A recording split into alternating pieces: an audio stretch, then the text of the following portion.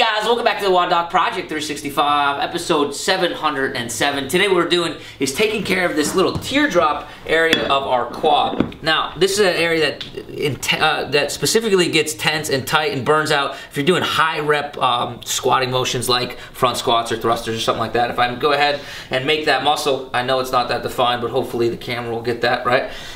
What we're gonna do is we're gonna take care of this portion right here, and we're gonna do it with the simple it's not 8 pounds, 5 pound plate, right? You can do it with a plate that's heavier, but typically this part gets very tender, and what we're gonna try to do is be very specific to the insertion point. So the first thing that we're gonna do is stretch this muscle out just a little bit, and we're gonna do that by flexing the knee, and you'll notice how that gets a little bit harder versus when my knee is straight, it's nice and soft, right?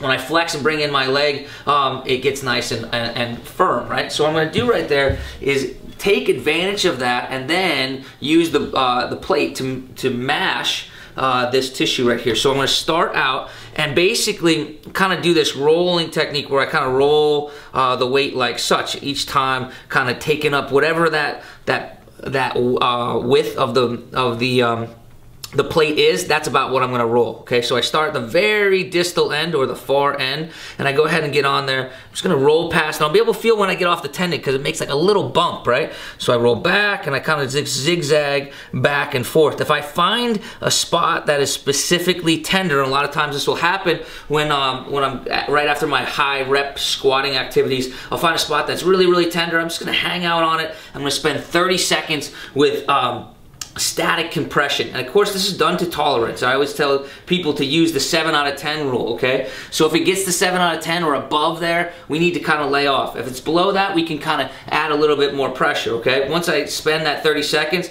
I'm going to continue going up. Now you'll notice that there's going to be a spot where you kind of get past all that tenderness, and that's kind of into the more meaty portion of the adductor. So once we get to that spot, we're just going to go ahead and start back at that distal area, and we're going to go ahead and zigzag back through, again stopping at any spot that might be tender, and hang out again in there about 10 seconds using that 7 out of 10 rule, okay? Do this for 3 flushes on the way back and see how much better your quads feel, see how much better your knee health feels after that. Guys, I really hope this helps you out, and until tomorrow, we are optimizing function to optimize performance.